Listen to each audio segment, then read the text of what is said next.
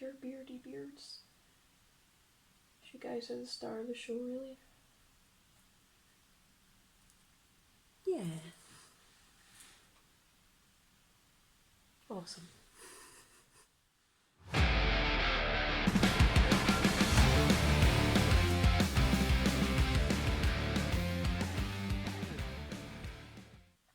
Hello, I'm Lindsay, welcome back to the channel. So today I'm back with a very quick video that I've called the Bandits of 2022, and basically these are albums that I've listened to and absolutely fallen in love with since I created my top 40 albums of the year.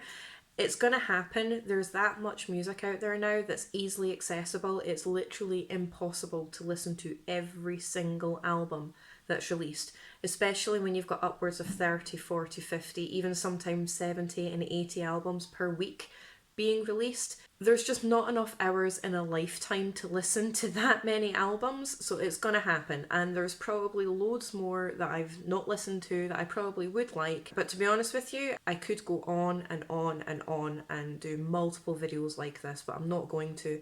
This will be the last video for 2022, and my main content regarding the history behind metal and the mythology behind metal, along with the musician bios, etc., and the vlogs that I plan on doing.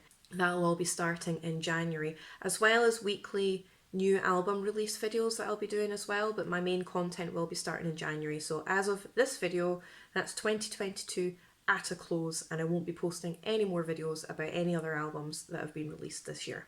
Now these albums aren't in any particular order, I'm not listing them like 10 to 1 or whatever like I have in my previous videos. So I've got a list of 7 albums here that I've absolutely fallen in love with. They're not in any particular order.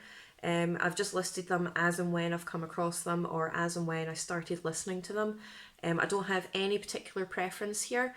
This is just a list. So the first one that was released on the 25th of November via Century Media Records, that's Spiritworld with Death Western. So this album is very Slayer and Pantera influenced. If you think Slayer meets Pantera in a Western bar brawl, and that's basically what you get with this album.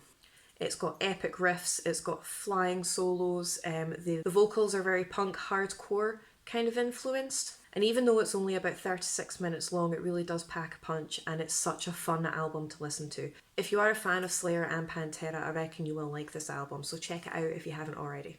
Favourite tracks of this album are the title track, The Heretic Butcher, and Ulcer. Next up again, it was released on the 25th of November via Southern Lord, and that's High Command, Eclipse of the Jewel Moons. Now this is like old school thrash metal crossed over with hardcore punk again. But to be honest with you, in my opinion, I do think it's got that blackened edge kind of sound to it, especially with the vocals. Yes, there is that hardcore punk element to the vocals, but to me, anyway, I mean this is just my opinion, but to me it had quite a blackened kind of black metal edge to the vocals as well. There's loads of riffs, there's great guitar work in this. It's really catchy, and that artwork is just absolutely stunning as well. I am a sucker when it comes to beautiful artwork, and I would have this on my wall. This is the kind of artwork that I really, really like. So if you really like that kind of blackened thrash metal kind of sound with an added hardcore element to it, definitely give these guys a go. Favourite tracks of this album are Siege Warfare and Chamber of Agony.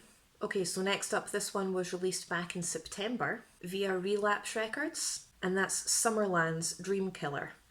Now, I was quite taken aback by this album. The first time I listened to it, I wasn't really that keen on it, but I decided to give it another go, and then I gave it another go again, and I really did fall in love with it. It's kind of like that 70s, 80s, 90s themed hard rock, heavy metal kind of style, but it's got a little bit of Dream Theater in there as well, especially when it comes to the vocals. But this is an absolutely beautiful album.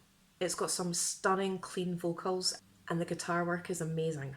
There's a slight hint of synth in there every now and again as well. I am a bit of a sucker when it comes to synth. And again, this is only about 35-36 minutes long, but it's an absolutely stunning album. It's really fun, but it's really atmospheric and quite layered at the same time. Favourite tracks of this album are the title track and Twilight Points the Way. Okay, so next up we're kind of venturing into the tech death or the progressive tech death kind of genre. I'm really quite fussy when it comes to progressive tech death metal. I like it, I really, really do like it, but sometimes I can find it quite overbearing because it's just that layered, but this one absolutely works. So released back in September via Willow Trip, and that's Woe, an Abstract Illusion. Now again, this artwork here is absolutely beautiful. I fell in love with this artwork the first time I saw it. It took me a little bit of time to get my head around the album, but it's very atmospheric. It's got black death metal themes in it. It's really sprawling, it's really emotive, it's got that contrast between the, the guttural vocals and the clean vocals. There's melodic areas in the album, and of course that brutal technical riffage. Favourite tracks off this album are Tear Down This Holy Mountain and Slaves. Okay, so next up, this is a really, really fun album, and don't judge it by the album artwork, okay, because I did not expect the album to sound like this, but it was released in November and it was self-released. We have Depressive Witches, Distant Kingdoms. So these guys are French and they've described their sound as black and roll, so it's black metal meets rock and roll.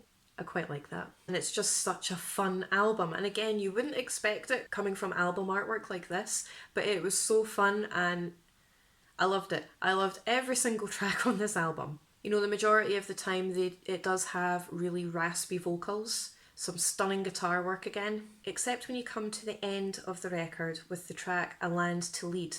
It takes you by surprise because the clean vocals come into play here with the acoustic guitar mixed in. And it was almost like sitting in a tavern listening to the bard. That's the exact vibe. I mean, it's kind of in the track, to be honest. It's self-explanatory if you listen to it, but that's the kind of vibe that it wants you to have. Favourite tracks of this album are the title track, Forgotten Icebergs, and A Land to Lead. So next up in the second last album that I've got on this list, and again this is not in any particular order, and forgive me if I pronounce the name of the band wrong, but we all know by now that I'm rubbish when it comes to the pronunciation of things sometimes. So this record was released back in June via Unique Leader Records, and that was Exocrine, The Hybrid Suns. This is progressive tech death metal again. And it took me a couple of spins. I had to spin this album a couple of times before I really appreciated it, but oh my god, do I appreciate it now. It's got flying riffs, it's got that brutal technicality to it, and it's got some really surprising melodic moments, and it's very, very atmospheric as well. And again, that album artwork is just absolutely stunning. Favourite tracks of this album are Dying Light, the title track, Horns, and Watchtower. Okay, so the last record that I have on this list here was self-released in November, and that's Nomadis, Axis Primordial. Now this is proper groovy melodic thrash metal, so if you think the likes of Lamb of God and Machine Head, if you like those bands, you'll probably like these guys. And again, it was just a really, really fun record. There's lots of great riffs. The vocals are quite guttural but quite clear at the same time. I really enjoyed this album. It was really fun. Favourite tracks of this album are Last Words of Wisdom and Apex Breath. So yeah, that was my Bandits of 2022 list for you there. Again, there's probably loads of different albums that I've not listened to or haven't got round to yet, and maybe I will at some point, I don't know. But there, like I said, there's that many albums, there's that much new music that's getting released on a weekly basis. It's impossible to keep up with everything. Comment down below what you think of some of the albums that I've listed in today's video, or if you have any other suggestions that I should listen to that I haven't listed in any of my other previous videos. Comment down below and I'll let you know what I think. That's it for 2022. All of my new content will be coming in January, and I'll be starting my whole new list again for 2023. I can only imagine what kind of music I'm going to stumble across in 2023. I've already got a few albums earmarked for release next year that I'm very excited about, that will no doubt make an appearance on this channel at some point. We'll see what the new year brings. Like, comment, subscribe, share the videos around. I really do appreciate your support. Thank you very much, and I'll see you in the next video.